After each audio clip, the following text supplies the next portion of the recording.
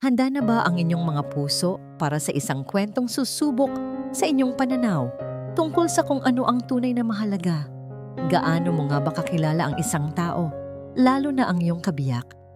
Sapat na ba ang marangyang pamumuhay at matatamis na ngiti para masabing perpekto ang lahat? Sinasabi nila, ang tunay na yaman ay hindi nasusukat sa salapi, kundi sa kabutihan ng puso. Ngunit paano kung ang kinang ng ginto ang siyang bumubulag sa atin sa mga luhang tahimik na pumapatak sa loob ng sarili nating tahanan? Halina't pakinggan natin ang kwento ni Lino, isang lalaking meron ng lahat na malapit nang matuklasan ang isang katotohanang yayanig sa kanyang buong mundo. Ang mabining ugong ng makinang German ng kanyang sasakyan ay halos musika sa pandinig ni Lino Valdez habang binabagtas niya ang kahabaan ng Ayala Avenue. Tapos na ang isang mahabang linggo. Isang malaking kontrata ang nasilyuhan. Isang tagumpay na muling nagpatibay sa kanyang posisyon bilang isa sa mga pinakarespetadong negosyante sa bansa. Isang ngiti ang gumuhit sa kanyang mga labi. Perpekto ang lahat. Sa kanyang tabi, sa upuan ng pasahero, ay isang bungkos ng mga sariwang Stargazer Lily, ang paborito ni Marisol. Hindi niya karaniwang ginagawa ito, pero ngayong Biyernes ng hapon, pakiramdam niya ay dapat lang. Uuwi siya ng maaga para sorpresahin ang kanyang magandang asawa. Marahil ay maaari silang maghapunan sa labas, sa bago nilang paboritong restaurant na tanaw ang buong syudad. Pagpasok niya sa dambuhalang gate ng Villa Esmeralda, bumungad sa kanya ang kanilang mansyon, isang testamento ng kanyang tagumpay. Malawak, puti, at napapalibutan ng harding walang katulad. Ito ang pangarap na binuo niya para kay Marisol, para sa kanilang dalawa. Ipinatay niya ang makina at dahan-dahang kinuha ang mga bulaklak. Ang matamis na halimuyak nito, itila isang paunang lasa ng mainit na pagsalubong na inaasahan niya. Sa halip na mag-doorbell, dahan-dahan niyang ginamit ang sariling susi. Bahagi ng sorpresa, ngunit pagbukas ng pinto, isang hindi pangkaraniwang katahimikan ang sumalubong sa kanya. Karaniwan, maririnig niya ang mahinang tugtog mula sa sound system o ang mga boses ng mga kasambahay na nag-uusap sa kusina. Ngayon, wala. Tanging ang marahang paghuni ng aircon. Marisol? Mahina niyang tawag habang isinasara ang pinto sa kanyang likuran. Walang sagot. Dala ang mga bulaklak, naglakad siya papasok. Ang kanyang sapatos na gawa sa Italianong katad ay walang ingay na lumalapat sa makintab na sahig na gawa sa marmol. Ang sala ay malinis. Ang mga mamahaling palamuti ay nasa kani-kanilang lugar. Ngunit may kakaiba sa hangin, isang tensyon na hindi niya maipaliwanag. At doon, mula sa may arko na patungo sa malawak na family room, narinig niya ito, ang boses ni Marisol. Ngunit hindi ito ang malambing na boses na sanay siyang marinig. Ito ay malamig, matigas, kasing talim ng bubog. Paulit-ulit na lang, gaano ka ba kahirap turuan? Sinasabi ko sa'yo, kuskusin mo yan hanggang sa makita ko ang refleksyon ko ng malinaw. Napahinto si Lino. Kumunot ang kanyang noo. Sino ang kausap nito? Dahan-dahan siyang humakbang, nagtago sa likod ng isang malaking haliging pandekorasyon at sumilip. Ang kanyang puso ay tila biglang piniga. Doon, sa gitna ng malawak at kumikinang na sahig, nakaluhod si Diwa, ang kanilang kasambahay. Hawak nito ang isang basahan at pabalik-balik na kinukuskos ang isang bahagi ng sahig na, sa paningin ni Lino, ay wala namang bahid ng anumang dumi. Nanginginig ang mga balikat ng dalaga. Kahit hindi niya makita ang mukha nito, nakatayo sa harapan nito si Marisol, ang kanyang asawa. Nakapameywang ito. Ang kanyang damit na pangbahay na sutla ay perpektong bumagay sa kanyang tindig. Ngunit ang kanyang mukha, ang mukha niya ay walang bahid ng anumang init o pagmamahal. Ang mga mata nito ay nakatutok kay Diwa na may halong pandidiri at inis. "Nakikita mo ba to?" sabi ni Marisol, itinuturo ang isang lugar na hindi naman makita ni Lino. "May marka pa rin, mula sa sapatos mo kanina. Hindi ka ba marunong mag-ingat? O sadyang wala kang pakialam dahil hindi naman ikaw ang nagpagod para sa lahat ng ito?" Hindi umimik si Diwa. Patuloy lang ito sa pagkuskos. Ang mga buko ng daliri nito ay namumuti na sa diin. Parang may kung anong malamig na bagay ang gumapang sa likod ni Lino. Ito ba ang kanyang asawa? Ang babaeng pinangakuan niya ng buong mundo? Ang imahe ay sobrang brutal, sobrang mali. Ang isang babaeng nakaluhod sa harapan ng isa pa, sa loob mismo ng kanyang tahanan. Naramdaman ni Lino ang paghigpit ng kanyang pagkakahawak sa mga bulaklak. Ang mga tinik ng rosas na kasama sa bungkos ay bumaon sa kanyang palad, ngunit hindi niya ito ininda. Ang lahat ng kanyang atensyon ay nasa eksenang nasa harap niya. Isang eksenang sumisira sa perpektong larawan na matagal na niyang iningatan sa kanyang isipan. Dahan-dahan, walang ingay. Umatras si Lino, pabalik sa hallway, pabalik sa dilim, kung saan hindi siya makikita. Ang halimuyak ng mga stargazer lily ay biglang naging nakakasulasok. Ang sorpresa ay nawala, napalitan ng pagkabigla at isang tanong na nagsimulang umalingaw-ngaw sa kanyang isipan. Habang nakatayo roon sa anino, nabitawan niya ang mga bulaklak. Bumagsak ito sa malambot na carpet ng walang tunog. Tinitigan niya ang mga ito at pagkatapos ay muling ibinalik ang tingin sa kanyang asawa na patuloy sa paghamak sa isang taong walang kalaban-laban. Hindi ito ang unang pagkakataon. Biglang pumasok sa isip niya ang kasagutan sa tanong na hindi pa niya nabibigkas. Hindi. Sa lamig at kalkuladong kalupitan ni Marisol, alam ni Lino sa kaibuturan ng kanyang puso. Hindi ito ang unang beses. Isinara ni Diwa ang pinto ng kanyang maliit na silid sa likod ng marangyang kusina. Dito, sa espasyong ito, nakasya lamang ang isang maliit na kama, isang aparador, at isang mesita ay ang kanyang santuaryo. Dito, pansamantala siyang malaya sa mapanuring mga mata ni Senyora Marisol. Umupo siya sa gilid ng kama at naramdaman niya ang kumikirot na sakit sa kanyang mga tuhod. Napapikit siya ng mariin. Ang lamig ng marmol ay tila nanunuot pa rin sa kanyang balat, isang paalala ng kahihiyan kanina lamang. Hinilot niya ang mga ito. Bawat haplos ay may kasamang buntong hininga. Ang tingin niya ay napadpad sa ibabaw ng kanyang mesita. Doon nakatayo ang nag-iisang kayamanan niya sa loob ng mansyong yon. Isang kupas na litrato ng kanyang pamilya sa probinsya. Ang kanyang nanay at tatay nakangiti. Bagamat bakas na sa kanilang mga muka ang hirap ng buhay. Sa pagitan nila ay ang bunso niyang kapatid na si Lita na may malaking laso sa buhok. Iyon ang kanyang lakas. Ang larawang iyon ang dahilan kung bakit tinitiis niya ang lahat. Maingat niyang kinuha mula sa ilalim ng kanyang unan ang isang payak na sobre. Ito ang sahod niya para sa buwan na ito. Binuksan niya ito at inilabas ang mga perang papel. Nanginginig ang kanyang mga kamay habang binibilang niya ito. Bawat piraso ay may kaakibat na pangarap. 1,000, 2,000, 3,000. Napahinto siya. Muli niyang binilang. Tama. Kulang na naman. Kulang ng halos 2,000 piso sa pinag-usapan nila. Naalala niya ang sinabi ni Senyora Marisol kaninang umaga. Ibabawas ko sa sahod mo ang nabasag na platito at yung halaman sa may sala nalalanta. Hindi mo siguro dinidiligan ng tama. Ang platito ay hindi niya nabasag.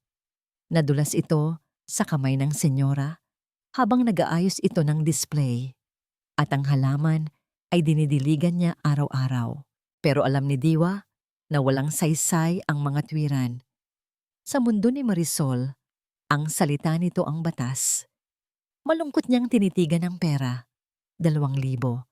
Iyon na sana ang pambili ng bagong salamin ng kanyang tatay. Ngunit kailangan niyang magkasya. Inayos niya ang pera at maingat na ipinasok sa isang malinis na sobreng pampadala. Sa isang pirasong papel, nagsulat siya. Naitay Lita, kumusta na po kayo? Heto na po ang padala ko para sa buwan na ito. Pasensya na po kung medyo nabawasan. Mahigpit po kasi ang gastusin dito ngayon. Pambili niyo po ng gamot ni tatay at para sa proyekto mo, Lita. Huwag po kayong mag-alala sa akin. Maayos naman po ako dito. Malakas kumain at natutulog ng mahimbing. Nagmamahal Diwa isang malaking kasinungalingan. Halos hindi siya makakain sa nerbiyos at gabi-gabi ay binabangungot siya. Ngunit paano niya sasabihin ang totoo? Paano niya sasabing ang bawat araw ay parang paglalakad sa ibabaw ng mga basag na bote? Habang isinasara niya ang sobre, isang alaala ang bumalik sa kanya. Ang huling araw niya sa probinsya. Hawak ng kanyang ina ang kanyang mga kamay. Ang mga mata nito ay puno ng luha at pag-asa. Anak, mag-iingat ka roon. Tandaan mo, hindi habang buhay ang hirap. Itong sakripisyo mo ang mag-aangat sa ating pamilya. Ang pangakong yon ang kanyang kinakapitan. Biglang nagring ang kanyang mumurahing cellphone. Agad niya itong sinagot nang makita ang pangalan ni Lita. Pilit niyang pinasigla ang kanyang boses. Hello, bunso. Kumusta? Ate, tumawag lang ako para magpasalamat. Natanggap na namin yung pinadala mo last month. Nakabili na ako ng mga libro ko. Masayang boses ng kapatid niya sa kabilang linya. Isang ngiti ang sumilay sa labi ni Diwa. Isang tunay na ngiti. Wala yon. Mag-aral kang mabuti ha? Oo naman ate. Ikaw, kumusta ka dyan? Mabait ba yung amo mo? Ang ganda siguro ng bahay nila, no? Napalunok si Diwa. Tumingin siya sa paligid ng kanyang maliit na kwarto. Oo, mabait sila. At maganda ang bahay. At malamig, gusto niyang idagdag. Kasing lamig ng puso ng may-ari. Basta ate, mag-iingat ka palagi dyan ha. Miss na miss ka na namin. Miss na miss ko na rin kayo, sabi ni Diwa. Pinipigilan ang panginginig ng kanyang boses. Sige na, ibababa ko na. Marami pa akong gagawin. Mahal ko kayo. Pagkababa ng tawag, hindi na niya napigilan ang isang butil ng luha na dumaloy sa kanyang pisngi. Mabilis niya itong pinunasan. Bawal maging mahina. Itatago na sana niya ang sobrang may lamang pera at pangarap sa ilalim ng kanyang kutsyon nang bigla siyang natigilan. Isang tunog. Mga yabag sa labas ng kanyang pinto. Hindi ito ang mabigat na yabag ng mga hardinero o ang mabilis na lakad ng ibang kasambahay. Ito ay ang pamilyar, nakakakilabot na tunog ng mga takong ni Senyora Marisol sa sahig na gawa sa kahoy. Papalapit at huminto. Mismong sa tapat ng kanyang pinto, nanlaki ang mga mata ni Diwa. Ang kanyang paghinga ay biglang bumilis. Agad niyang kinuha ang sobre at nanginginig na isiniksik ito sa ilalim ng kanyang unan kasama ng kanyang cellphone. Mabilis niyang inayos ang gusot sa kanyang uniforme at umupo ng tuwid sa kama. Ang kanyang puso ay dumadagundong sa kanyang dibdib na parang gustong kumawala. Anong kailangan ni Senyora sa kanya sa ganitong oras? Lumipas ang weekend na parang isang pelikulang hindi maintindihan ni Lino. Bawat ngiti ni Marisol, bawat tawa nito sa harap ng kanilang mga bisita noong Sabado ng gabi ay tila isang maskara. At sa likod ng maskarang yon, ang nakikita na lang ni Lino ay ang imahe ng kanyang asawa na nakatayo, habang si Diwa ay nakaluhod sa sahig na marmol. Lunes. Nasa tuktok ng kanyang sariling gusali. Sa loob ng kanyang malawak at malamig na opisina, hindi mapakali si Lino. Ang mga numero sa financial reports na nasa harap niya ay lumalabo. Ang mga tawag mula sa kanyang sekretarya ay dumadaan lang sa kanyang tainga. Ang imahe, ang nakakakilabot na imahe, ay paulit-ulit na naglalaro sa kanyang isipan na parang sirang plaka. Ang pag-aalipusta, ang katahimikan, ang takot sa mga mata ni Diwa na nasulyapan niya bago siya tuluyang umatras. Paano niya ito pinalampas? Gaano na ito katagal nangyayari sa ilalim mismo ng kanyang bubong? Ang mga tanong ay parang mga dagang kumakain sa kanyang utak at wala siyang mahanap na sagot. Kinabukasan, sa almusal, pinilit niyang maging normal. Ngunit ngayon, ang kanyang mga mata ay bukas na. Bawat kilos ay inoobserbahan niya. Darling, I think I'll go shopping today with Margarita. Medyo luma na yung mga bag ko. Sabi ni Marisol habang humihigop ng kape. Ang mga daliri nito ay pinalamutian ng mga diamanteng kumikinang sa ilaw ng umaga. Akala ko ba ay kabibili mo lang last month? Sagot ni Lino. Sinisikap na maging kaswal ang tono. Biglang nag-iba ang timpla sa mukha ni Marisol. So, what's your point, Lino? Pinagdadamutan mo na ba ako ngayon? Hindi, nagtatanong lang. Nakita ko kasi ang statement ng credit card. Medyo malaki ang gastusin sa household supplies nitong nakaraan. Diretsong sabi ni Lino, habang ang mga mata niya ay nakatutok sa reaksyon nito. Nakita niya ito, isang mabilis na kislap ng gulat na agad na palitan ng inis. Of course, mahal na ang bilihin ngayon at kailangan kong siguraduhin na ang pamamahay mo ay presentable. O baka naman gusto mong isipin ng mga bisita mo na nagtitipid tayo. Mataray na sagot nito. Sakto namang lumapit si Diwa para maglagay ng isa pang platito ng tinapay sa mesa. Napansin ni Lino ang bahagyang panginginig ng mga kamay nito at kung paano ito umiwas ng tingin na para bang takot itong maging bahagi ng usapan. Biglang sinita ito ni Marisol. Dahan-dahan naman. Mabasag mo iyan. Ikaw ang magbabayad niyan. Maintindihan mo? Napayukod si Diwa. Sorry po, senyora. At mabilis itong bumalik sa kusina. Ang eksena ay tumagal lang ng ilang segundo. Pero para kay Lino, sapat na yon. Ang pagbabanta sa boses ni Marisol, ang takot sa kilos ni Diwa. Kinumpirma nito ang kanyang hinala. May mali. Isang malaking kamalian. Nang makaalis si Marisol para sa kanyang shopping, sinadya ni Lino na pumunta sa kusina. Naabutan niya roon si Aling Belen, ang kanilang matandang mayordoma na halos 2 dekada nang nagsisilbi sa pamilya niya bago pa man dumating si Marisol. Naghuhugas ito ng mga pinggan. Aling Belen, kumusta na po kayo? Simula ni Lino. Ayos naman po, Sir Lino. Magalang na sagot ng matanda. Hindi lumilingon. Kailangan niyo po ba ng kape? Hindi na po. Gusto ko lang sanang malaman. Maayos naman ba ang lahat dito sa bahay? Huminto sa paghuhugas si Aling Belen. Dahan-dahan itong lumingon. Ang mga mata nito ay puno ng karunungang dala ng edad. Tinitigan siya nito ng ilang segundo na para bang tinatansya ang kanyang intensyon. Ang isang bahay, sir, ay parang isang hardin. Maganda sa labas pero minsan, may mga damong ligaw na tumutubo sa loob na hindi napapansin. Makahulugang sabi nito. Ano pong ibig niyong sabihin? Pag-uusisa ni Lino. Umiling lang ang matanda at nagpatuloy sa paghuhugas. Matagal na po kayong abala sa trabaho. Sir Lino, marahil po, paminsan-minsan, dapat siguro ay mas pagtuunan ninyo ng pansin ang sarili ninyong pamamahay. Iyon lang. Ngunit ang mga salitang iyon ay tumama kay Lino na parang isang malakas na sampal. Isa iyong kumpirmasyon, isang babala.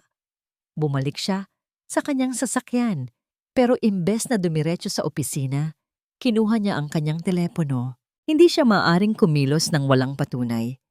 Kailangan niyang malaman ang buong katotohanan. Hinanap niya ang numero ng isang security consultant na dati niyang nakatrabaho. Hello, Mr. Tan. Lino Valdez here. I have a sensitive matter. I need a discreet surveillance system installed in my residence. The smallest cameras you have. Audio is a must. Yes, today. as soon as possible. Kinahapunan, habang nasa labas si Marisol at ang mga kasambahay ay abala sa kanilang mga gawain, isang team na nagpanggap ng mga pest control specialist ang dumating. Mabilis at epesyente silang kumilos. Walang nakahalata. Pagsapit ng gabi, habang nakaupo si Lino sa kanyang tahimik na home office, nakatanggap siya ng isang email. Subject: System installation complete. Body: Mr. Valdez, the system is now active. The mobile application has been configured as requested. Please see attached file for instructions. We have valued your discretion. Binuksan ni Lino ang attachment. Sinunod niya ang mga direksyon. Ilang sandali lang, isang bagong icon ang lumitaw sa screen ng kanyang telepono. Isang simpleng icon na hugis mata. Tinitigan niya ito ng matagal. Ang pagpindot dito ay isang hakbang na hindi na niya maaaring bawiin. Isang pagpasok sa isang sikretong hindi niya alam kung handa ba siyang malaman. Humugot siya ng malalim na hininga at ang kanyang daliri ay mariing pumindot sa icon. Bumukas ang application at sa screen ng kanyang telepono, lumitaw ang ilang maliliit na bintana. Live feeds mula sa iba't ibang sulok ng kanyang pamamahay. Ang sala, ang kusina, ang hallway. Ang kanyang perpektong tahanan ay isa na ngayong entablado at siya ang manunood mula sa dilim. Ang kristal na kopita ay malamig sa pagkakahawak ni Marisol Imperial Valdez. Ngumiti siya sa kanyang mga kaibigang sina Margarita at Claudine, isang nangiting pinraktis niya ng libu-libong beses sa harap ng salamin hanggang sa maging perpekto ito. Nasa loob sila ng isang eksklusibong restaurant sa BGC, isang lugar kung saan ang presyo ng isang putahe ay katumbas na ng isang buwang sahod ng karaniwang manggagawa. I simply adore your new earrings, Marisol. Sabi ni Claudine, ang mga mata nito'y kumikinang sa inggit habang nakatitig sa diamanteng hikaw ni Marisol. Are they from the latest collection? Oh, this old thing. Tumawa si Marisol ng mahina. Hinahawi ang kanyang buhok para mas lalong ipakita ang alahas. Lino just surprised me with it. Alam mo na, a simple Tuesday gift. Simple. Walang bagay na simple sa buhay ni Marisol. Bawat kilos, bawat salita, bawat damit ay isang kalkuladong pagganap. Ang buhay niya ay isang grandiyosong entablado at ang tanging layunin niya ay ang manatili sa ilalim ng spotlight. Speaking of surprises, sabi naman ni Margarita, we're planning a weekend trip to Amanpulo next month. Isasama namin ang mga asawa namin, of course. You and Lino should come. It will be divine. Ngumiti si Marisol, pero sa loob-loob niya, isang malamig na kaba ang gumapang. Amanpulo. Ibig sabihin ay eroplano, mga villa na nagkakahalaga ng daan-daang libo kada gabi, at mga OOTD na dapat ay hindi pa nakikita sa Instagram. Ibig sabihin, gastos. Malaking gastos. That sounds wonderful. I'll check Lino's schedule, sabi niya. Sinisigurong walang bahid ng pag-aalinlangan sa kanyang boses habang nagpapatuloy ang usapan tungkol sa mga designer bag at European vacations. Dahan-dahang kinuha ni Marisol ang kanyang telepono sa ilalim ng mesa. Nagkunwari siyang may tinitingnang email, pero ang binuksan niya ay ang kanyang message inbox at naroon na naman ito. Isang mensahe mula sa isang numerong hindi niya sinave, pero alam na alam niya kung kanino galing. Miss Valdez, your payment is now a week overdue. We are not patient people. Naramdaman niya ang pamumuo ng pawis sa kanyang noo. Mabilis niyang tinago ang telepono, pero ang epekto ng mensahe ay nanatili. Bigla, ang masasarap na pagkain sa harap niya ay nawalan ng lasa. Ang tawa ng kanyang mga kaibigan ay naging ingay. Ang presyon ay nakakabingi. Ang utang. Nagsimula ito sa maliit na pagkatalo sa mahejong. Pagkatapos ay sa mga high-stakes na laro ng poker na inaaya ng kanyang mga kaibigan. Naging isang sikretong bisyo ito, isang paraan para makaramdam ng excitement ng panganib sa kanyang perpektong buhay. Ngunit ang utang ay lumaki, naging isang halimaw na ngayon ay unti-unti na siyang nilalamon. Marisol, are you okay? You look pale. Puna ni Claudine. Agad na bumalik ang ngiti sa mga labi ni Marisol. Oh no, I'm fine. Medyo na jetlag lang siguro from our recent trip to Hong Kong. Isang biyaheng hindi naman nangyari. Pagkatapos ng pananghalian, habang naglalakad pabalik sa kanyang sasakyan, muling tumunog ang kanyang telepono. This time, isang tawag. Ang numerong hindi pamilyar. Sinagot niya ito ng may panginginig. Hello? Mrs. Valdez! Isang magaspang na boses ang sumagot. Nasaan na ang bayad mo? I'm working on it. Just give me a few more days. Tapos na ang palugit. Putol ng lalaki. Kung hindi ka makakabayad sa Biyernes, baka oras na para bisitahin namin ang opisina ng asawa mo. Sigurado akong matutuwa si Mr. Lino Valdez na malaman ang mga libangan ng kanyang misis. Huwag. Please, magbabayad ako. Halos pabulong na sabi ni Marisol, lumingon-lingon sa paligid, takot na may makarinig. Biyernes, I promise. Pinatay ng lalaki ang tawag. Napasandal si Marisol sa kanyang sasakyan. Hirap huminga. Desperasyon. Iyon ang nararamdaman niya. Isang matinding desperasyon na nag-aalis ng lahat ng luhika. Pag-uwi niya sa mansyon, ang katahimikan ng bahay ay tila nang uuyam sa kanya. Ang lahat ng mamahaling bagay sa paligid, ang mga painting, ang mga florera, ang mga muebles, ay parang mga rehas na nagkukulong sa kanya. At doon niya nakita si Diwa. Nag-aayos ng mga bulaklak sa isang florera sa may foyer. Tahimik. Simple. Walang kamalay-malay sa mundong ginagalawan niya. At sa isang iglap, ang desperasyon ni Marisol ay nag-transform. Naging galit. Isang galit na kailangan niyang mailabas. Ano yan? Malamig niyang tanong. Nagulat si Diwa. Senyora. Nag-aayos po ng bulaklak. Lumapit si Marisol. Tiningnan ng florera na parang ito ang pinakadiring bagay sa mundo. Hindi ba't sinabi ko sa iyo na ang puting rosas ay dapat nasa kaliwa? At bakit may isang dahon na may lamat dito? Ganyan ba ang trabaho mo? Ganyan ka ba kapabaya? Pasensya na po, senyora. Aayusin ko po. Huwag mo nang ayusin. Sigaw ni Marisol. At sa isang kilos na ikinagulat maging ng sarili niya, tinabig niya ang florera. Bumagsak ito sa sahig na marmol. Nabasag at kumalat ang tubig at mga bulaklak. Nanlaki ang mga mata ni Diwa sa takot. Tiningnan ni Marisol ang kalat at pagkatapos ay tiningnan niya si Diwa na may matinding pagkasuklam. Sa sandaling iyon, hindi na niya nakikita ang kasambahay. Ang nakikita niya ay isang simbolo ng lahat ng kanyang kinatatakutan. Isang paalala na sa ilalim ng lahat ng karangyaan, siya ay isang impostor na nalulunod sa utang. Ang pagpapahirap kay Diwa, ang tanging paraan para maramdaman niyang siya pa rin ang may kontrol. Umakyat siya sa engranding hagdanan. Iniwan si Diwa na nanginginig na nililinis ang mga bubog. Pumasok siya sa kanyang walk-in closet, isang silid na mas malaki pa sa bahay ni Diwa sa probinsya. Binuksan niya ang kanyang safe. Tinitigan niya ang kumikinang niyang mga alahas. At doon, isang madilim na ideya ang nagsimulang mabuo sa kanyang isipan. Isang desperadong plano. Isang plano na maaring sumira sa isang inosenteng tao. Ngunit maaring maging kanyang kaligtasan. Gabi. Ang mansyon ay tahimik na. Si Marisol ay nasa kanilang silid.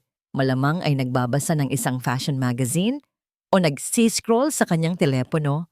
Walang kamalay-malay na bawat sulok ng pampublikong espasyo ng kanilang tahanan ay nasa ilalim ng pagmamasid.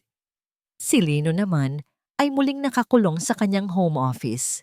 Ngunit hindi mga papeles ng kumpanya ang nasa harap niya. Ito ay ang kanyang tablet, nahahati sa 6 na maliliit na screen. Bawat isa ay nagpapakita ng isang tahimik na eksena mula sa mga nakatagong kamera. Ang tanging ilaw sa silid ay nagmumula sa malalamig na display nito na lumilikha ng mahahabang anino sa kanyang mukha. Sa loob ng 2 araw, ito na ang naging lihim niyang ritual. Pagkatapos ng hapunan, pagkatapos ng mga pilit na ngiti, at walang lamang usapan nila ni Marisol, dito siya nagpupunta para manood, para maghanap ng katotohanan. Sinimulan niyang i-playback ang mga recording mula sa araw na yon. Ang una ay mula sa camera sa sala. Nakita niya ang pagdating ni Marisol mula sa shopping nito. Nakita niya si Diwa na nag-aayos ng bulaklak. At pagkatapos, nakita niya ang biglaang pagsiklab ng galit ni Marisol, ang pagtabig sa florera, ang pagbasag nito sa sahig. Napatigil sa paghinga si Lino. Ang kanyang mga kamay ay ikinuyom niya sa ibabaw ng mesa. Malinaw na malinaw. Hindi aksidente. Isang sinadyang kalupitan. Nakita niya kung paano nanginginig si Diwa habang pinupulot ang mga bubog, habang si Marisol ay walang pakialam na tumalikod at umakyat sa hagdan. Isang pamilyar na galit ang nagsimulang kumulo sa kanyang dibdib. Hindi ito ang unang beses. Sa mga nakaraang araw, nakakita na siya ng mga katulad na eksena. Mga damit na galing sa laundry na ibinabato sa sahig dahil sa isang lukot na hindi naman niya makita. Mga masasakit na salita na ibinubulong kay Diwa kapag inaakala ni Marisol na walang nakakarinig. Isang pattern ng pang-aabuso. Ipinagpatuloy niya ang panunood. Nag-fast forward siya sa mga oras na walang nangyayari. At pagkatapos ay pinabagal niya ito nang makita ang isang eksena sa may master's bedroom hallway. Ang camera ay nakatago sa isang painting. Nakita niya si Marisol, kinakausap si Diwa. Walang audio sa camera na ito, pero kitang-kita sa kilos nila ang lahat. May iniabot si Marisol na pera kay Diwa. Ang sahod nito, siguro. Pagkatapos ay may sinabi si Marisol at bigla, kumuha ito ng ilang pirasong papel de bangko mula sa kamay ni Diwa bago ito tumalikod. Naiwan si Diwa na nakatayo roon, nakayuko, hawak ang natirang pera. Pagkaltas, kinakaltasan niya ang sahod. Ang mga sinabi ni Marisol tungkol sa mga gastusin sa bahay ay biglang nagkaroon ng ibang mas madilim na kahulugan. Pero ang sumunod na eksena ang siyang pinakagimbal sa kanya. Nag-playback siya ng footage mula kahapon sa loob ng kanyang sariling walk-in closet kung saan may camera rin siyang pinalagay. Nakita niya ang kanyang sarili na naghahanda para sa trabaho. Inilabas niya ang kanyang wallet mula sa pantalon kagabi at ipinatong ito sa isang maliit na mesa sa loob. Pagkatapos ay pumasok siya sa banyo. Habang nasa banyo siya, pumasok si Marisol. Lumingalinga ito. At pagkatapos, sa malinaw na kuha ng kamera, binuksan nito ang wallet ni Lino, kumuha ng isang makapal na bungkos ng libuhin at mabilis na isinilid sa bulsa ng kanyang roba bago lumabas. Napatulala si Lino sa screen. Ang kanyang asawa, nagnanakaw sa kanya. Ang pinakamasaklap ay ang sumunod na nangyari. Paglabas niya ng banyo, kinuha niya ang kanyang wallet. Pansin niya agad na nabawasan ito, pero bago pa siya makapag-isip, pumasok ulit si Marisol. "Lino, darling," sabi nito sa recording. Ang boses ay puno ng pagkukunwaring pag-aalala. "Hindi mo ba napapansin? Parang laging kulang ang cash mo sa wallet? Baka dapat mong kausapin niyang si Diwa. Siya lang naman ang laging nakakapasok dito para maglinis. Ang audio ay malinaw. Ang kasinungalingan, ang kataksilan, ang walang kahihiyang pagbintangan sa isang inosenteng tao." Doon, sa harap ng malamig na liwanag ng tablet, naramdaman ni Lino na ang huling piraso ng kanyang pagtanggi ay gumuho. Ito ay hindi na lamang simpleng masamang ugali. Ito ay hindi na lamang stress. Ito ay isang bagay na mas malalim, mas bulok. Bigla niyang naalala ang sinabi ni Aling Belen. May mga damong ligaw na tumutubo sa loob na hindi napapansin. Ang damong ligaw ay hindi na lamang basta tumutubo. Nag-uugat na ito at nilalason na nito ang lahat sa loob ng kanyang tahanan. Itinuloy niya ang panunood at may narinig siyang isang pag-uusap sa telepono ni Marisol. Ang audio ay medyo mahina mula sa kamera sa sala. Biyernes? Oo, sinabi ko ng Biyernes. Gagawan ko ng paraan. Just stop calling me. Narinig ni Lino ang panic sa boses ni Marisol. Utang. May pinagkakautangan siya. Isang malaking halaga. Base sa kanyang desperasyon, biglang nag-ugnay ang lahat ng piraso sa kanyang isipan. Ang pagnanakaw, ang pagkaltas sa sahod, ang patuloy na pang-aabuso kay Diwa. Ito ay hindi lamang dahil sa purong kalupitan. Ito ay sintomas ng isang mas malaking problema. Isang desperadong pagtatangka na takpan ng isang sikretong unti-unti nang sumasakal sa kanyang asawa. Isinara ni Lino ang tablet. Ang galit sa kanyang dibdib ay napalitan ng isang nakakakilabot na kalamian. Isang malamig na determinasyon. Hindi na ito tungkol sa pag-unawa. Hindi na ito tungkol sa pag-aayos ng kanilang pagsasama. Ito ay tungkol sa katarungan. Katarungan para kay Diwa. At paglalantad sa katotohanan, gaano man ito kasakit. Ito na. Hindi na niya kaya. Ang desisyon ay nabuo sa isip ni Diwa sa kalagitnaan ng gabi habang nakatitig siya sa kisame ng kanyang maliit na silid.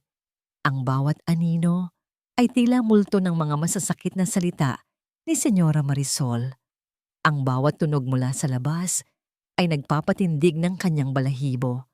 Sa pag-aakalang may iuutos na namang imposible o hahanapan na naman siya ng pagkakamali. Ang kanyang espiritu na dati puno ng pag-asa tulad ng sobrang ipinapadala niya, buwan-buwan ay halos basyo na. Ang patak ng luha kagabi ay naging isang agos. Ang pangako niya sa kanyang ina ay bumibigat na parang mga batong nakapasan sa kanyang balikat. Anong silbi ng sakripisyo kung ang kapalit nito ay ang pagkawala ng kanyang sariling pagkatao? Kinaumagahan, bago pa man magising ang buong kabahayan, nagsulat siya. Isang maikling liham ng pagbibitiw. Ang kanyang mga kamay ay nanginginig habang isinusulat ang mga salitang magpapalaya sa kanya. Hindi niya alam kung saan siya pupunta. Hindi niya alam kung paano niya ipapaliwanag sa kanyang pamilya. Ang alam lang niya, kailangan na niyang umalis. Bago pa siya tuluyang mabasag, inilagay niya ang liham sa ibabaw ng kanyang mesita kung saan tiyak na makikita ito. Pagkatapos, sinimulan niyang iligpit ang kanyang iilang gamit.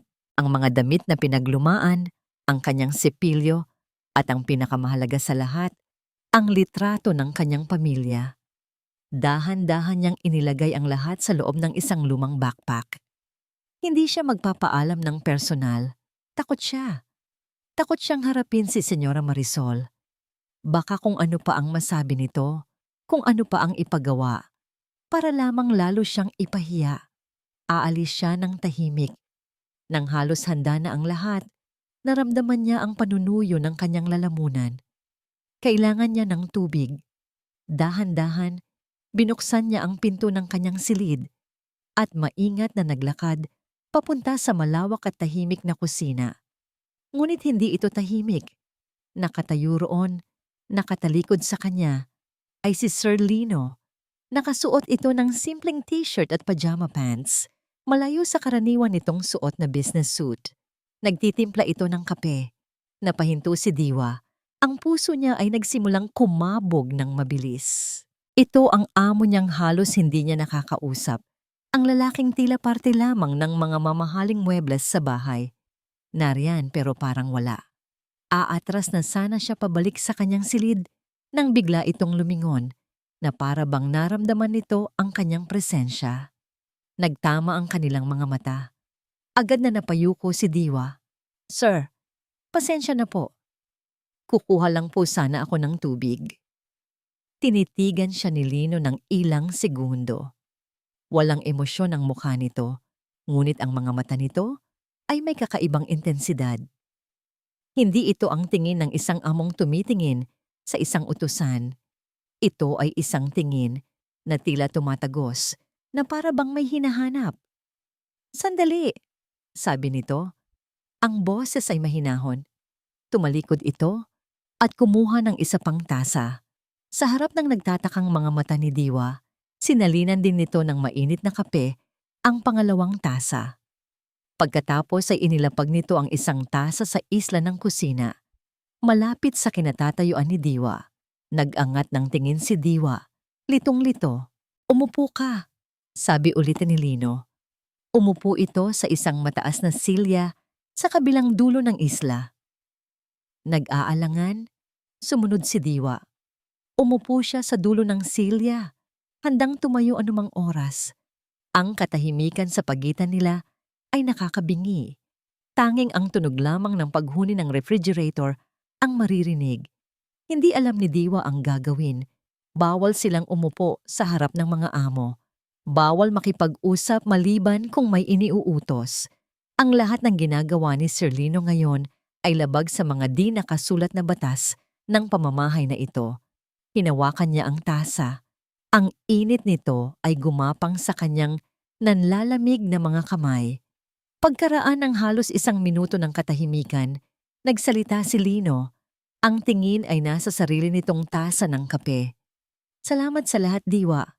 3 salita. Simpleng mga salita. Ngunit para kay Diwa, ang mga salitang yon ay mas mabigat pa sa lahat ng perang kanyang natanggap. Kailan ang huling beses na may nagpasalamat sa kanya? Sa bahay na ito, ang trabaho niya ay obligasyon, hindi serbisyo. Ang kanyang pagod ay inaasahan, hindi pinapahalagahan. Naramdaman niya ang pag-init ng kanyang mga mata. Hindi niya alam kung anong isasagot. Nag-angat ng tingin si Lino at tumingin ng diretso sa kanya. Sa mga mata nito, nakita ni Diwa ang isang bagay na hindi niya inaasahan, pag-unawa. At marahil, isang pahiwatig ng kalungkutan. Salamat sa serbisyo mo sa pamamahay na ito. Pag-uulit nito. Ang paraan ng pagkakasabi nito, ang serbisyo mo ay tila may pahiwatig ng pagtatapos. Alam ba niya? Alam ba niyang aalis na siya? Bago pa man siya makapagsalita, isang tunog ang pumutol sa kanilang katahimikan. Ang pamilyar na tunog ng mga tsinelas na sutla na papalapit mula sa hagdanan. Si Senyora Marisol.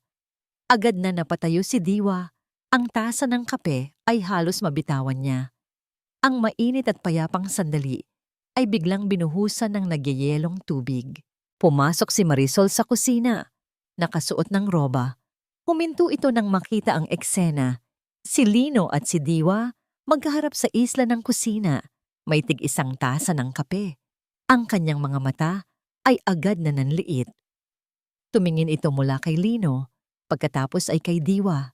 At sa mukha nito, isang bagong emosyon ang nabuo.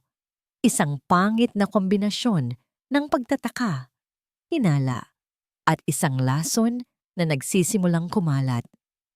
Ang imahe ni Marisol kaninang umaga sa kusina ay hindi maalis sa isip ni Lino.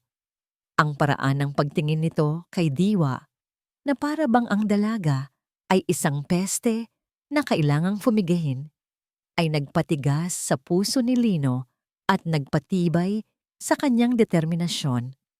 Ang lason sa mga mata ng kanyang asawa ay sapat ng patunay. Tapos na ang pagmamasid.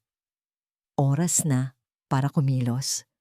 Pagkatapos ng eksena sa kusina, umalis si Lino. Ngunit hindi siya pumunta sa Valdez Prime Holdings. Sa halip, nagmaneho siya papunta sa isang maliit at hindi kapansin-pansing coffee shop sa isang sulok ng Legazpi Village. Doon, isang lalaking naka-Amerikana ang naghihintay sa kanya. May dalang isang makapal na brown envelope. Siya si Mr. Reyes, isang private investigator na dating pulis. Maingat, mabilis, at higit sa lahat diskreto. Good morning, Mr. Valdez. Bati ng investigador. Inilapag nito ang envelope sa mesa. Nasa loob na niyan ang lahat ng impormasyong hiniling ninyo. Binuksan ito ni Lino. Sa loob ay mga litrato at dokumento, mga bank statement, mga kopya ng mga text message, isang listahan ng mga pangalan at halaga. Naroon ang lahat. Ang mga kasino sa Okada at Soler, ang mga private high-stakes poker games sa mga condominium sa Rockwell, ang mga pangalan ng mga loan shark na may kaduda-dudang reputasyon. Ang kabuuang halaga ng utang ni Marisol ay nakasulat sa dulo ng isang papel. Naka-bold at naka-underline. Napasara ng mariin si Lino sa kanyang mga mata. Ang halaga ay nakakayanig. Sapat na para bumili ng isa pang mansyon. Ang pinakahuling palugit sa kanya ay sa Biyernes ng gabi. Base sa aming intelligence, kung hindi siya makakapagbayad, ang susunod na hakbang ng mga nagpapautang ay ang direktang paglapit sa inyo. Paliwanag ni Mr. Reyes. Biyernes. 2 araw mula ngayon. Ang panik sa boses ni Marisol sa telepono na narinig niya sa recording ay biglang naging malinaw. Desperado na ito. At ang isang taong desperado ay kayang gumawa ng kahit ano. Salamat, Mr. Reyes. Ipadala mo na lang ang bill sa opisina. Sabi ni Lino. Ang kanyang boses ay malamig at kontrolado. Nang makaalis ang investigador, naiwan si Lino na nakatitig sa envelope. Ang mga papel na ito ang sentensya ng kanyang pagsasama. Ang katibayan na ang babaeng kanyang pinakasalan ay isang estrangherang nababalot sa kasinungalingan. Alam niyang walang saysay ang isang pribadong komprontasyon. Magkakaila si Marisol, gagawa ito ng kwento, iiyak. At sa huli, siya pa ang lalabas na masama. Nakita na niya itong gawin noon sa maliliit na bagay. Ngayon, sa ganito kalaking problema, siguradong mas magiging bihasa ito sa pag-arte. Hindi. Kailangan niya ng isang entablado, isang lugar kung saan hindi ito makakatakas, isang sitwasyon kung saan ang lahat ng maskara ay sa pilitang malalaglag. Umupo siya sa loob ng kanyang kotse, sa parking lot ng coffee shop, at tinitigan ang salamin ng kanyang sasakyan. Ang nakita niya ay isang lalaking pagod. Isang lalaking nabulag sa tagumpay at karangyaan, at sa proseso, hinayaan niyang mabulok ang pundasyon ng kanyang tahanan. May bahagi sa kanya na gustong sisihin ang sarili. Pero ngayon, hindi oras para sa pagsisisi. Oras na para sa paglilinis. Kinuha niya ang kanyang telepono at tinawagan ang kanyang sekretarya. Grace, i-cancel mo lahat ng appointments ko bukas ng gabi. I-clear mo ang schedule ko, utos niya. Yes, sir. May mahalaga po ba kayong pupuntahan? Meron, sagot ni Lino. Mag-oorganisa ako ng isang hapunan, dito sa bahay. Pag-uwi niya ng gabing iyon, naabutan niya si Marisol sa sala, nagbabasa ng magazine. Ang pagkukunwari ay nagsimula. Marisol, darling, sabi niya, gamit ang isang tono na matagal na niyang hindi ginagamit. May pabor sana akong hihilingin. Nag-angat ng tingin si Marisol, bahagyang nagulat sa init ng kanyang boses. Ano yon? May darating akong napakahalagang kliyente mula sa Japan. Mr. Tanaka and his wife, bukas ng gabi. Dito sila sa bahay maghahapunan. I need everything to be absolutely perfect. The food, the ambience. You know how meticulous they are. This deal is worth billions. Nakita ni Lino ang pagbabago sa mga mata ni Marisol. Ang hinala ay napalitan ng interes. Ang isang importanteng business dinner ay isang pagkakataon para sa kanya na muling gampanan ang kanyang paboritong papel. Ang perpektong hostess, ang trophy wife. Of course, Lino. Don't worry about a thing. Ako ang bahala sa lahat. It will be a night they won't forget, sabi nito. Ang ngiti ay bumalik na sa kanyang mga labi. I trust you, sabi ni Lino. At sa unang pagkakataon, naramdaman niya ang pait ng kasinungalingan sa kanyang sariling dila. Iniwan niya si Marisol na abala na sa pag-iisip ng menu at dekorasyon. Pumanik si Lino sa kanyang opisina at muling kinuha ang kanyang telepono. Hindi ang kanyang sekretarya ang tinawagan niya, kundi ang kanyang pinagkakatiwalaang IT head. "Miguel, I need a favor. It's personal." Simula ni Lino. "Kailangan kong i-connect ang tablet ko sa projector sa dining hall. I need it to be seamless, wireless, at kailangan kong makontrol ito nang hindi kahina-hinala mula sa aking telepono." "Yes, for a presentation." "No problem, sir. Kayang-kaya yan," sagot ni Miguel. "Good. Bukas ng hapon, habang abala ang lahat sa paghahanda, pumunta ka sa bahay. Dalhin mo ang kailangan. At Miguel, this is just between us." "Understood, sir." Pagkababa ng telepono, tiningnan ni Lino ang kalendaryo. Huwebes. Bukas, Biyernes ng gabi, ang palugit sa utang ni Marisol. Bukas ng gabi rin ang hapunan. Ang lahat ng pyesa ay inilalatag na niya sa chessboard. Ang entablado ay ihahanda. Ang mga manunood ay darating. At ang reyna? Ang reyna ay walang kamalay-malay na malapit na siyang ma-checkmate. Biyernes ng umaga. Ang araw ng paghuhukom. Nagising si Marisol na mayroong mabigat na parang bato sa kanyang sikmura. Ang sikat ng araw na tumatagos sa mamahaling kurtina ng kanilang silid ay hindi nakapagbigay ng anumang init.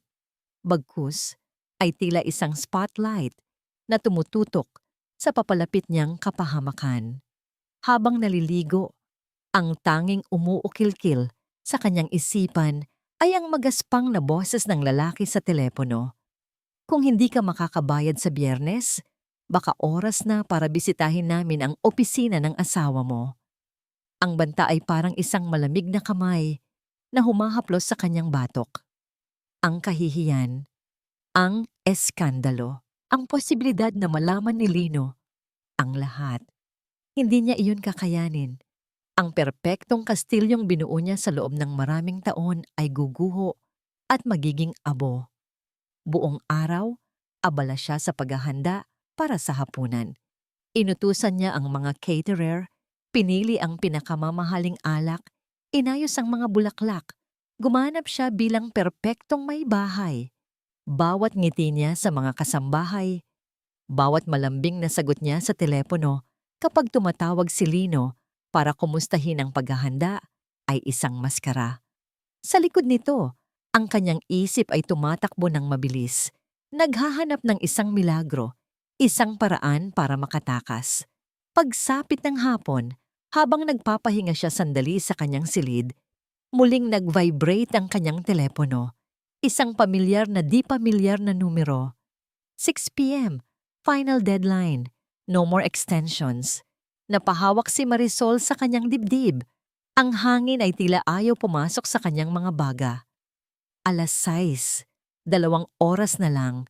Ang mga bisita ay darating ng 8:00. Tiningnan niya ang kanyang mga alahas. Maaari niyang isangla ang ilan, pero hindi iyon aabot sa kinakailangan niyang halaga at mag-iiwan pa ng bakas. Kailangan niya ng cash. Malaking cash ngayon din. At doon, sa gitna ng kanyang desperasyon, ang madilim na ideyang nabuo. Sa kanyang isipan, ilang araw na ang nakalipas ay muling bumalik. Hindi na ito isang simpleng ideya. Ito na ang kanyang tanging pag-asa. Isang mapanganib, masama. Ngunit sa kanyang paningin, kinakailangang plano. Ang plano ay simple lang. Kailangan niya ng gulo. Isang malaking gulo na magbibigay sa kanya ng sapat na oras at dahilan. At sino pa ba ang pinakamadaling pagbintangan? Tumayo siya at lumakad papunta sa kanyang malawak na walk-in closet. Binuksan niya ang safe. Ang kanyang mga mata ay agad na napako sa isang partikular na alahas. Isang kwintas na may palawit na diamante, kumikinang na parang isang bituin. Regalo yon sa kanya ni Lino noong kanilang 5th anibersaryo. Alam niya ang halaga nito. Alam din niyang may insurance ito. At higit sa lahat, alam niyang sentimental ito kay Lino. Kung mawawala ito, magiging malaking bagay. Nanginginig ang kanyang mga kamay habang kinukuha ang kwintas. Malamig ito sa kanyang palad. Isang simbolo ng pagmamahal na ngayon ay gagamitin niya bilang isang sandata. Kailangan niyang maging maingat. Naglakad siya palabas ng silid. Narinig niya ang mga tunog ng paghahanda mula sa ibaba. Alam niyang abala ang lahat, kabilang na si Diwa. Ito na ang pagkakataon niya. Dahan-dahan na parang isang anino. Naglakad siya sa hallway papunta sa service area, sa pasilyo kung saan naroon ang kwarto ni Diwa. Walang tao. Ang pinto ng silid ni Diwa ay bahagyang nakaawang. Sumilip siya. Maayos ang silid. Simple at malinis. Sa ibabaw ng kama, nakapatong ang isang luma ngunit malinis na backpack. Malamang ay doon nakalagay ang mga personal na gamit ng dalaga. Mabilis siyang pumasok. Ang puso niya ay dumadagundong. Kinuha niya ang kwintas mula sa kanyang bulsa. Ang mga diamante ay tila nang uuyam sa kanya sa dilim ng silid. Binuksan niya ang backpack ni Diwa.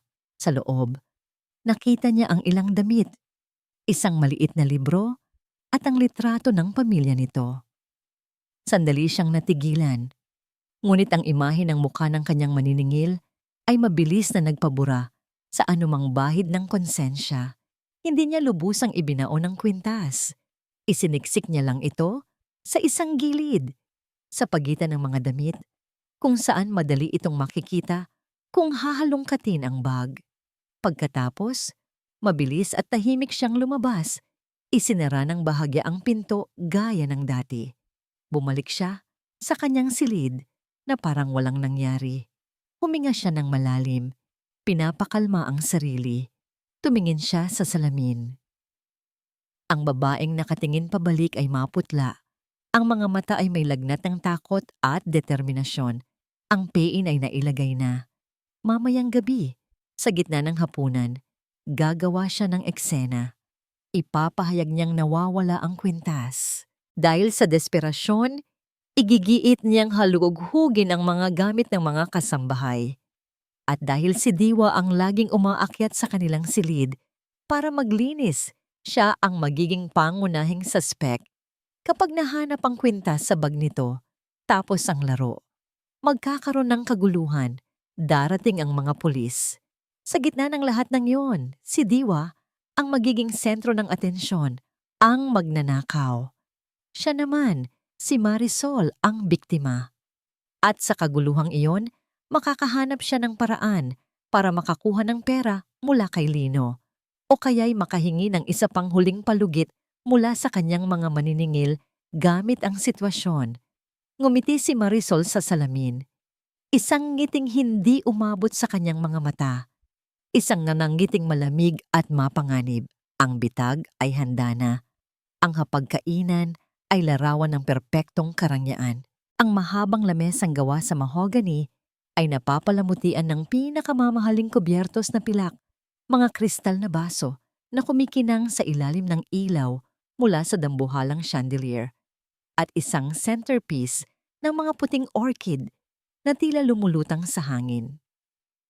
Ang mga bisita, sina Mr. at Mrs. Tanaka, ay nakangiti at magalang na nakikipag-usap, habang si Sir Lino at Senyora Marisol ay gumanap bilang perpektong mag-asawang punong abala.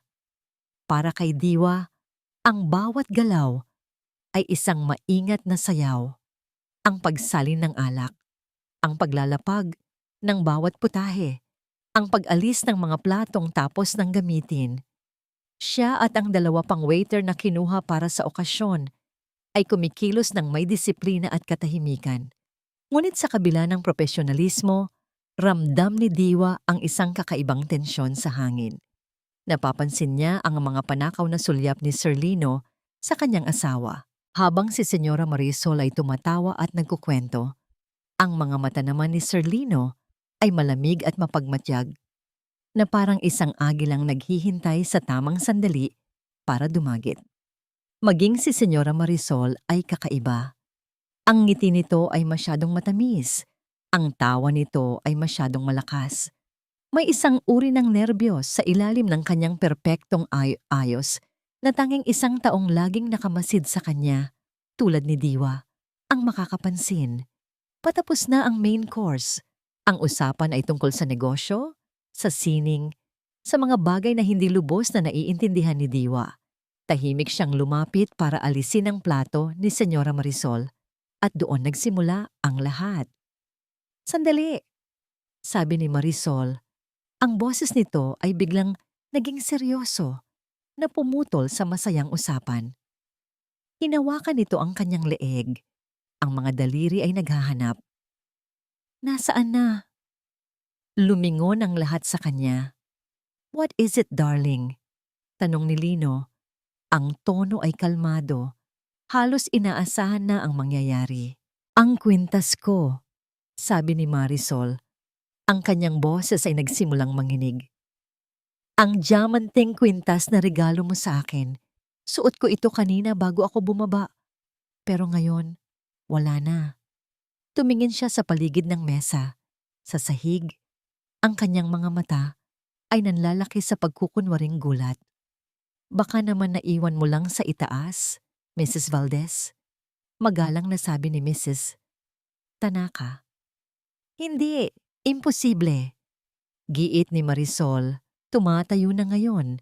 Ang kanyang mukha ay nagpapakita ng papalaking panik. "Sigurado akong suot ko ito.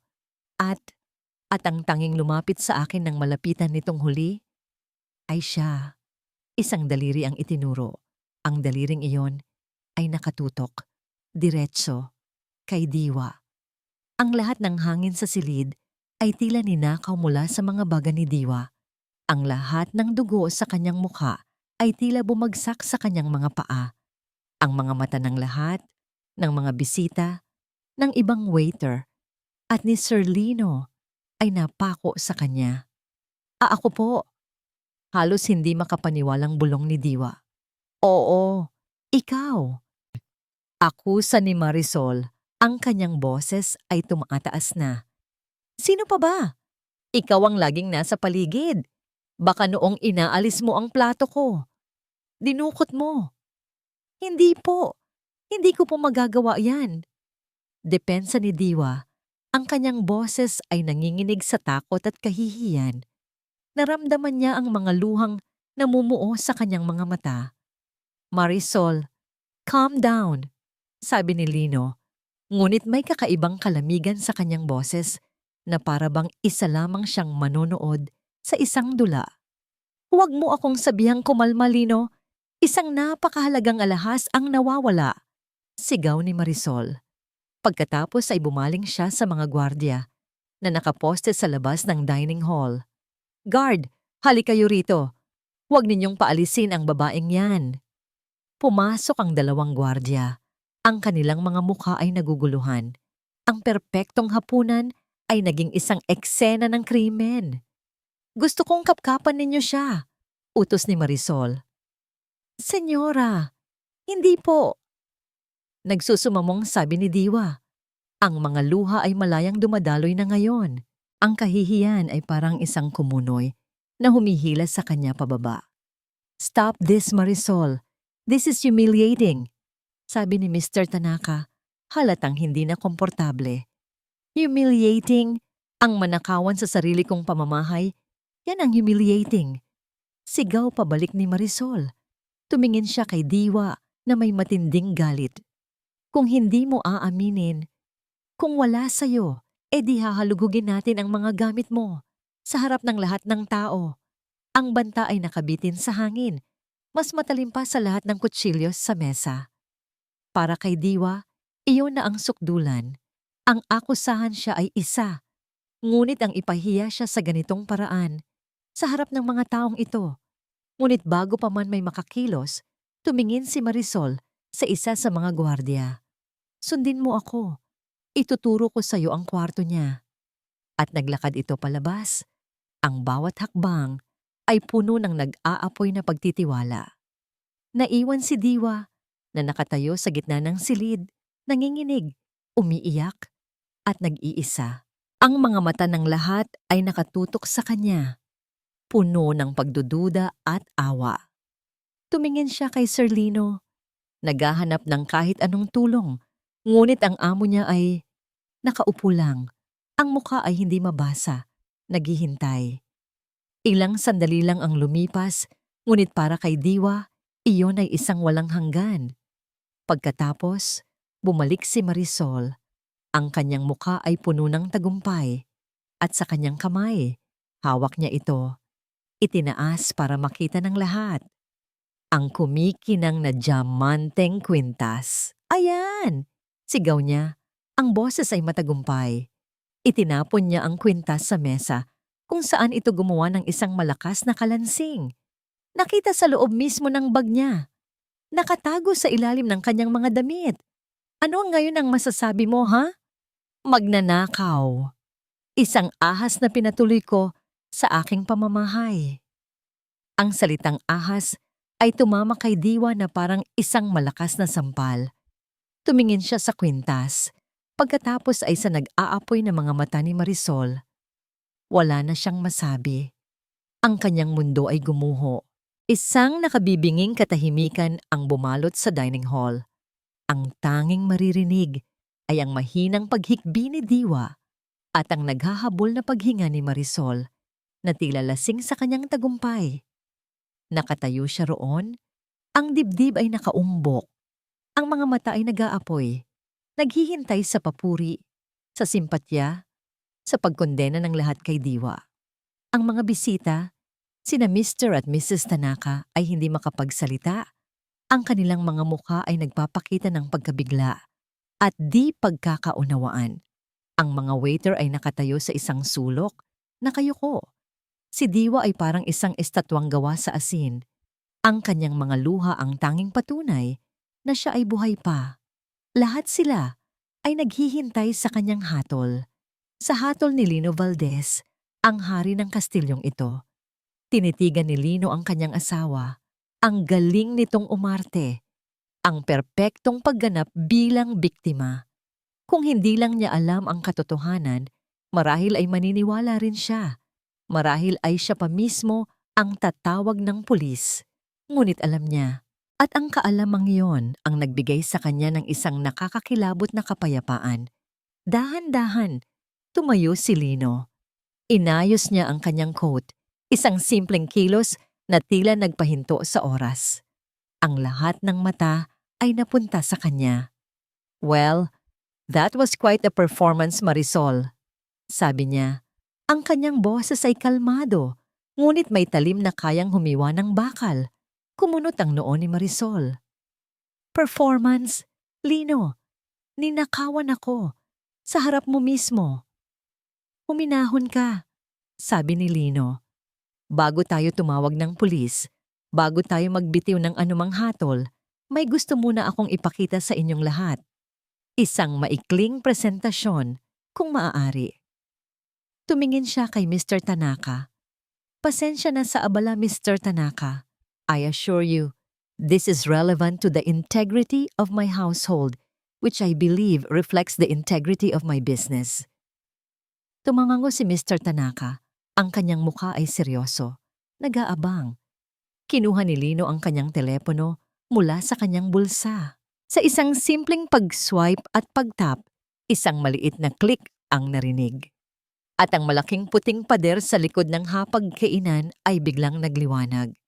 Ang hidden projector na ipinakabit niya ay gumana ng perpekto. Isang imahe ang lumitaw. Ang imahe ng kanilang sala mula sa isang anggulong mataas. Ano to, Lino? What is this nonsense? Tanong ni Marisol. Ngunit sa kanyang boses, mayroon ng bahid ng pag-aalala. Huwag kang mag-alala, darling. Sagot ni Lino. Hindi inaalis ang tingin sa screen. Let's call this a homosy movie. At pinindot niya ang play. Ang unang video ay maikli. Ipinakita nito si Marisol na tinatabig ang florera na nagresulta sa pagkasira nito. Narinig ang mga mahihinang pagbulong mula sa mga bisita. Ang mukha ni Marisol ay nagsimulang mamutla. Ang pangalawang video. Ang eksena sa hallway kung saan kinuha ni Marisol ang parte ng sahod ni Diwa. Mas lumakas ang bulungan. Lino sa sandim ninino. Tapday gisa. Sigaw ni Marisol. Ang kanyang boses ay meron ng panginginig. Bakit? Ang ganda pa nga ng palabas, hindi ba? Sagot ni Lino. Ang kanyang mga mata ay malamig na parang yelo. Ipinakita ang ikatlong video. Ang walk-in closet. Malinaw na malinaw ang pagkuha ni Marisol ng pera mula sa wallet ni Lino. At pagkatapos, ang pagbintay nito kay Diwa. Oh my God! Bulong ni Mrs. Tanaka na patakip sa kanyang bibig. Ang mukha ni Marisol ay wala ng kulay. Ang kanyang pagtitiwala ay nagsimulang gumuho na palitan ng purong takot. Tumingin siya kay Lino, ang kanyang mga mata ay nagsusumamo. Ngunit si Lino ay hindi tumingin sa kanya.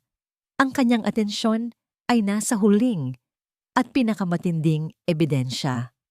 At para sa ating finale, anunsyo ni Lino, ang kanyang boses ay umalingaw-ngaw sa tahimik na silid. Ang kasagutan sa misteryo ng nawawalang kwintas. Ang huling video ay nagsimula.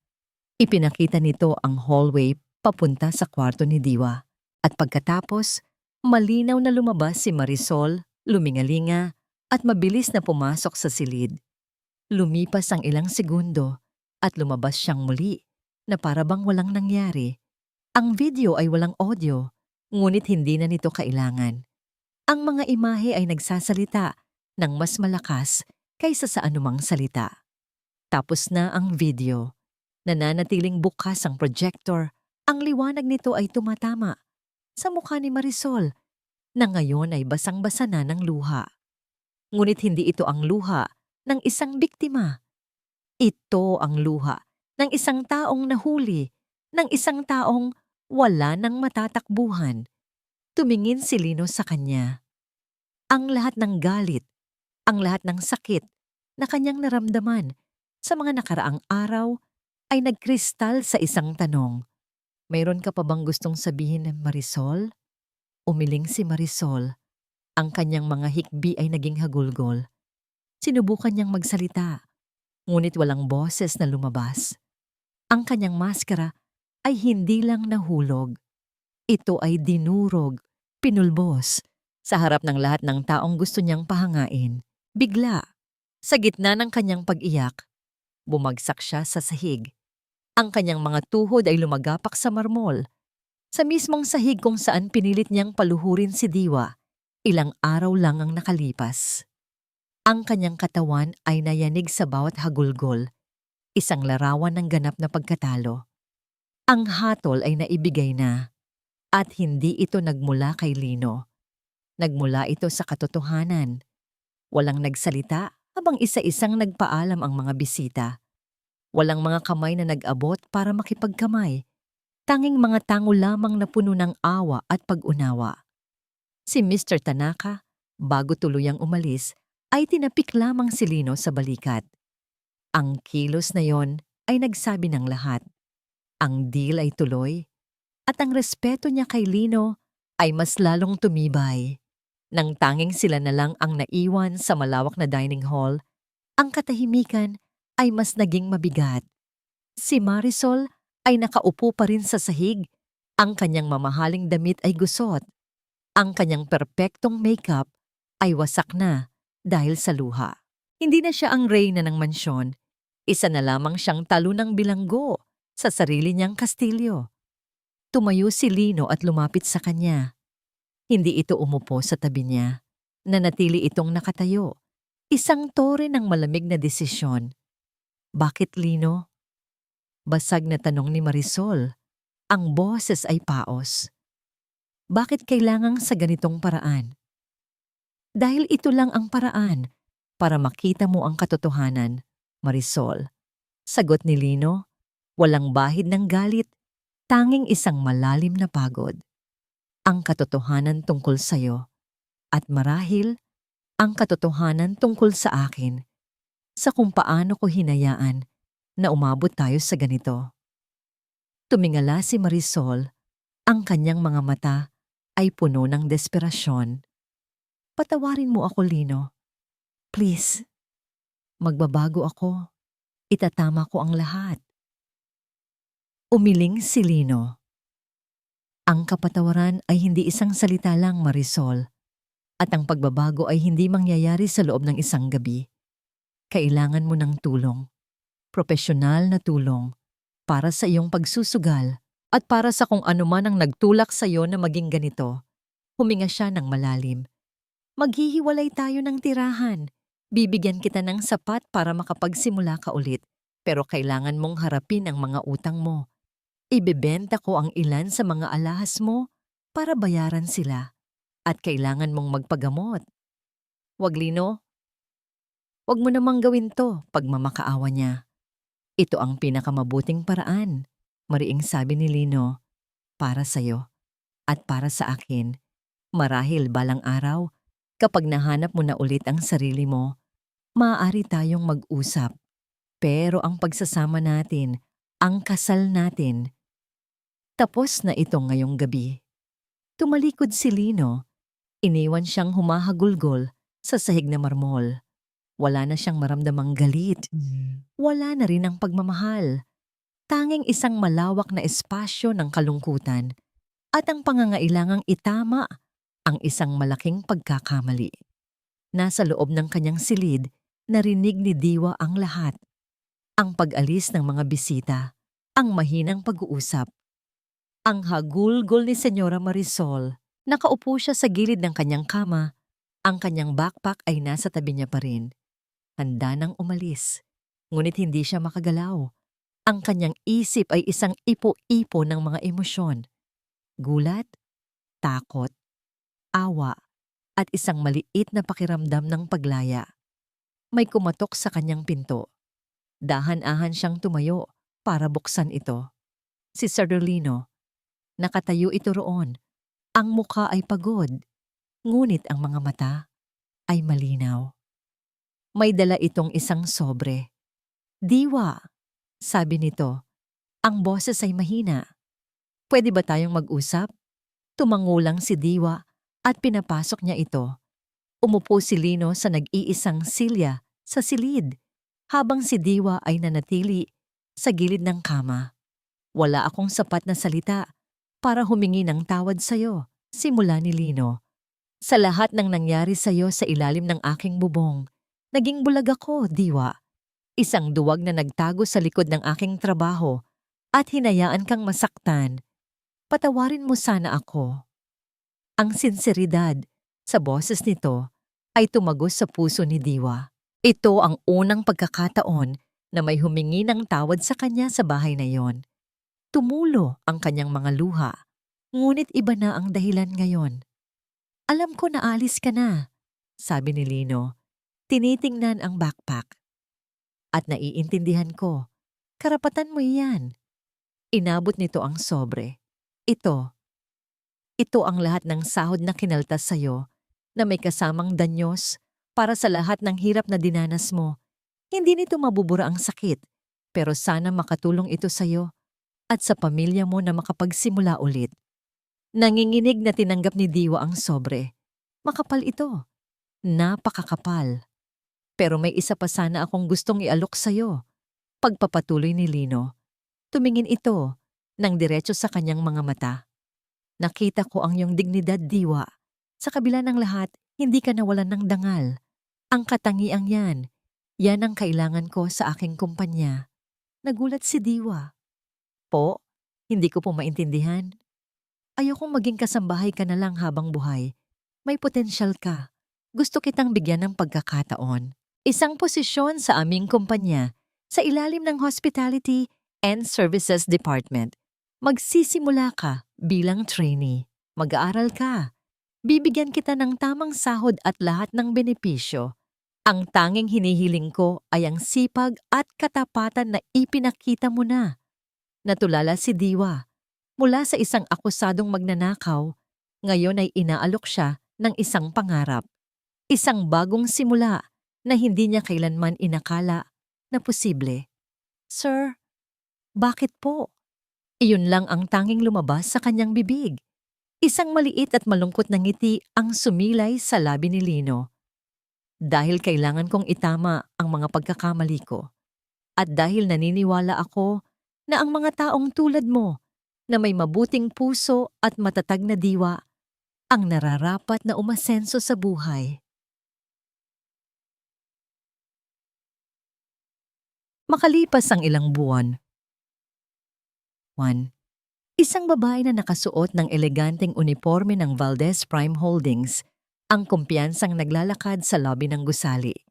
Ang kanyang buhok ay maayos na nakapusod, ang kanyang ngiti ay magalang ngunit puno ng awtoridad habang kinakausap niya ang isang grupo ng mga bagong empleyado. Welcome to Valdez Prime Holdings. Dito, pinapahalagahan natin ang serbisyo, integridad, at higit sa lahat, ang respeto sa bawat isa, sabi niya. Mula sa kanyang opisina sa itaas, tanaw ni Lino ang eksena sa monitor. Ang babae sa screen ay si Diwa. Malayo na sa dati niyang kasambahay na laging nakayuko. Ngayon, ang kanyang tindig ay tuwid. Ang kanyang mga mata ay nagniningning. Isinara ni Lino ang monitor. Sa kauna-unahang pagkakataon, sa loob ng maraming taon, naramdaman niya ang tunay na kapayapaan. Ang kanyang mansyon ay mas tahimik na ngayon, ngunit hindi na ito malamig. Ang tunay na yaman, natutunan niya, ay hindi ang kinang ng mansyon o ang halaga ng mga kontrata. Ito ay ang pagkilala sa tunay na halaga ng isang tao. At sa pagbibigay ng bagong simula kay Diwa, hindi lang niya ito binigyan ng bagong buhay, binigyan din niya ang kanyang sarili ng pagkakataong magsimulang muli. Ang kwentong ating napakinggan ay isang paalala na ang tunay na karangalan at kabutihan ay hindi nabibili ng salapi o naitatago sa likod ng magagarang kasuotan. Ang tunay na halaga ng isang tao ay nasusukat sa kung paano niya tratuhin ang mga taong walang kakayahang lumaban. Ipinapakita rin nito na hindi pa huli ang lahat para itama ang isang pagkakamali at bigyan ng pagkakataon ang mga taong karapat-dapat, kasabay ng pagbibigay ng pagkakataon sa ating sarili na maging mas mabuting tao. Maraming salamat po sa inyong walang sawang pagsubaybay at pakikinig. Sana po ay may napulot kayong aral at inspirasyon sa kwento ni Lino at Diwa. Ano po ang masasabi ninyo sa ating kwento ngayong araw? At anong uri naman ng kwento ang gusto ninyong marinig sa susunod? I-comment nyo lang po sa ibaba at aming babasahin ang lahat ng inyong mga suhestiyon. Hindi dito nagtatapos ang ating paglalakbay. Marami pa pong kwentong kasing ganda at mas puno ng aral dito sa aming channel. Kung nagustuhan nyo ang kwentong ito, i-like, i-share sa pamilya at mga kaibigan, at mag-subscribe na rin para lagi kayong updated sa mga susunod pa naming kwento.